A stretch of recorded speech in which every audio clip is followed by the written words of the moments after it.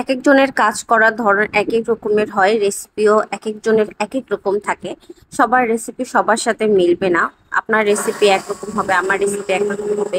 আপনি হ্যান্ড বিটারে কাজ করছেন, আমি স্ট্যান্ড বিটারে কাজ করছি।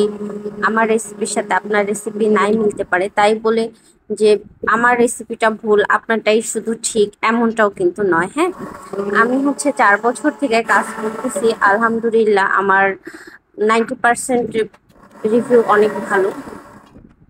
আর 8% রিভিউ অ্যাভারেজ থাকে, মানে ভালো মন্দ থাকে, আবার 2% হয়তো বা নেগেটিভ থাকে। কিন্তু আলহামদুলিল্লাহ আমার রিভিউ বরাবরই অনেক ভালো থাকে। দেখা যায় যে বছরে 1-2টা রিভিউ খারাপ আসছে, এই টাইপের হয়েছে, কিন্তু তা বাদে সব থেকেই রিভিউ অনেক ভালো। আল্লাহর কাছে আমি লাখ লাখ শুকরিয়া আদায় করি এর জন্য। তো আপনি যে আমার রেসিপি ভুল ধরতে আসছেন, বলছেন যে কেন আমি এটা এভাবে দিচ্ছি, আপনি কেন এভাবে দিচ্ছেন না। তো আপনার রেসিপিটাও আমি ভুল ধরবো না, আমারটাও ভুল না। সবার কাজ করার ধরন এক এক রকমের হয়। রান্না যেমন সবাই আলাদা আলাদা ভাবে করে, কিন্তু ওই ভাত তরকারি এই তো রান্না করে। তো কেকের ক্ষেত্রেও সেম। আমি স্ট্যান্ড বিটারে কাজ করার সময় মাঝে মধ্যে দেখা যায় যে ডিমের কুসুম ডিম একসাথে বিট করি, আবার কোনো সময় দেখা যায় যে আলাদা করে বিট করে আমার যেদিন যেটা মন চায় সেভাবেই আমি কাজ করি। তো তাই বলে আমারটা ভুল আপনারটা ঠিক এমনটাও কিন্তু নয়। হ্যাঁ, তো এখানে হচ্ছে আমি কেক বেক করতে দিলাম, দিয়ে আমার আরেকটা কেকের ডেকোরেশন করার ছিল, সেটা কমপ্লিট করতে আসলাম।